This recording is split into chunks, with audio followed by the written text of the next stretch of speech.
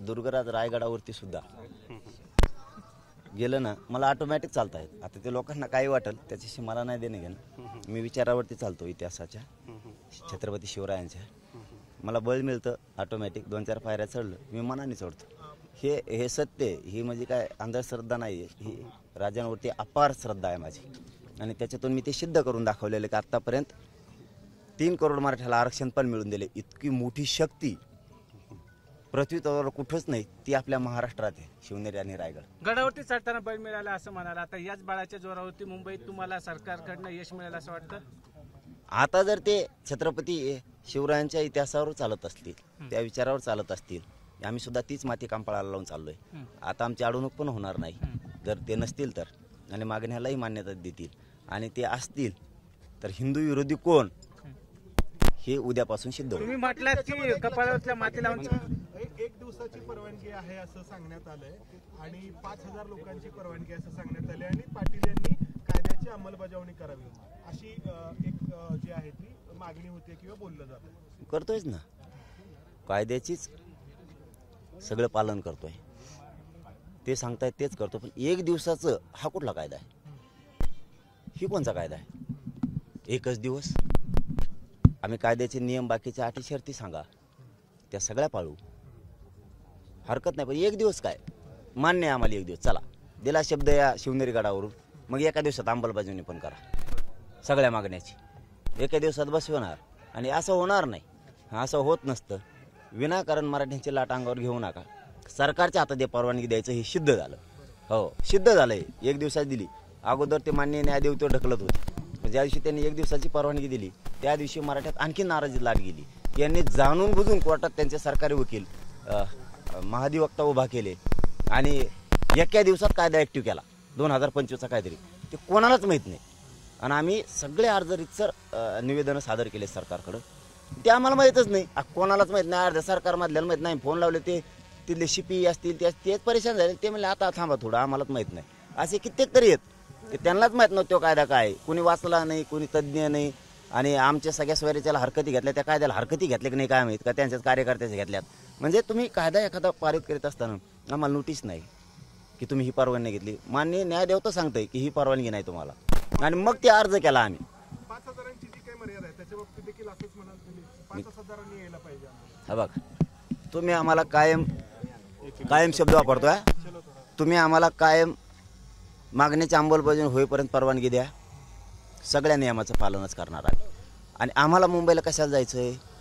सगळ्या मराठ्यांच्या पोरांना सांगतो, आपल्यावर खूप मोठी जबाबदारी टाकलेली मराठा समाजानं. आरक्षण मिळवायचं. 5000 काय बसले आणि 50 लाख काय बसले. आपल्याला न्याय द्यायचा आपल्या समाजाला. त्या समाजाने आपले घरापासून त्यांनी आपली आशीर्वाद देऊन आपल्याला वाटं लावले. आपल्या पाठीशी त्या गावात सुद्धा उभा आहेत. इकडे जर धक्का बी लागला एखाद्या पोराला तर पुऱ्या राज्यासाठी मग आपली पण जबाबदारी काय. आज 5000 बसले, उद्या 5000 बसतील. एका दिवशी काय करायचं सगळ्याला जाऊन. तिथून अलीकडचं ग्राउंड आहे त्याच्यावर काही बसतील. पण तुम्ही काय पायथा तर धरा मराठ्यानो, संयम धरा यार. संयम धरायचा, शांत राहायचं. डोकं चालून 2 वर्षात नाही मिळणार आरक्षण दिलंय. थोडं डोकं चालवायचं. तुम्ही जर आडमुठी भूमिका घेता तर तुमच्यामुळं समाजाचं वाटोळं होऊ नये. परत समाज म्हणून काय आडमुठेपणा केलाय त्याच्यामुळं ना आपण बरोबर साधू. तुम्ही फक्त शांत राहा. हा काय तुम्हीच आझाद मैदानाला गेले तरच आरक्षण मिळणार आहे, आणि नाही गेलेत मिळणार नाही असं थोडं. जिथून असेल तिथून तुम्ही मुंबईतच आहेत ना, यायला किती वेळ लागेल तुम्हाला. आणि मागची टीम यायला सज्जच आहे ना. नुसतं एखाद्या पोराला हाणू द्या तर त्यांनी परवानगी तर नाकारू द्या. परवानग्या नाकारल्या, नाही बसू दिलं, पाठीमागचा समाज यायला तयार आहे. मागणी केली आहे का मुंबई जाम करा तुम्ही? काय मागणी केली आहे का तुम्ही? आमचे न्यायालयात बांधव जातील ना, गेले असतील. आपण न्यायालयात नाहीच हे विषय. हे विषय सरकारच्या हातात. न्यायालयात तरी काय असेल त्यांना ताप देते दोघंची उभे. यांचे धंदे यांनी करायचे सरकारने, तर हे मान्य न्यायदेवताला पुढे घालतात कामाधामाचं. गणपती उत्सवाचं कारण देऊन तुम्हाला आंदोलन मागे घेण्याचं आवाहन केलं जाते. नेते याच्यावरती दादा, गणपतीचा संबंध काय? आम्ही हिंदू धर्मातले तर आम्हीच बसतो. आता देवाच्या आडून जायचं का?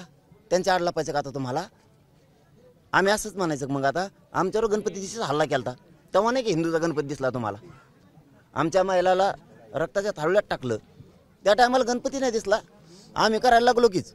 आम्ही काय अडथळा करायला होतो? आमच्या काय बंदूक घेत का? आझाद मैदान कुठं, मिरवू नका कुठं, आम्हाला एक रस्ता द्या ना. पण तरी आम्ही कायद्याचं सगळे पालन करायला तयार आहेत ना. आणखीन काय पाहिजे तुम्हाला? सगळं आम्ही टप्प्याटप्प्याने जाऊ. पहिल्या दिवशी 5,000 गेलेले लोक उठून येतील, पुन्हा 5,000 जातील. आम्ही सांगू आमच्या पोरांना, आणि पोरांनाही सांगतो. ते जर 5,000ला या म्हणत असले तर आपण 5,000 जाऊ. बाकीच्याने दुसऱ्या ग्राउंडला बसा, नसता गावाकडे जा. आणि 29ला फडणवीसला सांगतो की फडणवीस साहेब आमचे लोक 29ला मला वाटा लावायला आलेत, माघारी जाणार आहेत. तुम्ही कमी टेन्शन घेता. तुम्ही काही दिवसापूर्वी मुंबईत जाम करा असं म्हणत होता सरकार वटणीवरती. मात्र आता त्रास दिला तर तर बोललेलो मी प्रत्येक वेळेस. तुम्ही जर आम्हाला त्रास दिला तर तुम्हाला घरात लेकरू पण मराठ्यात झोपलेला नाही दिसणार. शब्द ध्यानात ठेवा, शिवनेरी गडावर आहे. मराठ्याचं लेकरू माय माऊली तर नाही दिसणार, लेकरूही तुम्हाला महाराष्ट्रात दिसणार नाही, अख्ख्या मुंबईत दिसतील. आणि महाराष्ट्रात चाक फिरणार नाही. शांततेत असं समोर येतो की विखे पाटील म्हणले की शरद पवार आणि उद्धव ठाकरे हे या आरक्षणावरती बोलत का नाहीत, गप्प काय? खरं तर पाठीमागे जेव्हा लाठीचार्ज झाला हे सगळे झाडून नेते अंतर्वलीत आले, तुम्हाला भेटून गेले. आता जर बघितलं तर त्यांच्याकडून प्रतिक्रिया दिसत नाही, ते गप्प असल्यासारखे वाटतं. मला एक कळत नाही विखे पाटील साहेबाचं किंवा देवेंद्र फडणवीस साहेबाचं. ते शब्द देवेंद्र फडणवीस साहेबाचे, विखे पाटील साहेबाचे नाही. त्यांच्या तोंडात घातले असावं ते बोलत नाहीत म्हणून तर लोकांना सत्तेवर तुम्हाला बसलाय ना. तुम्ही त्यांचा तांगा दामटीदा.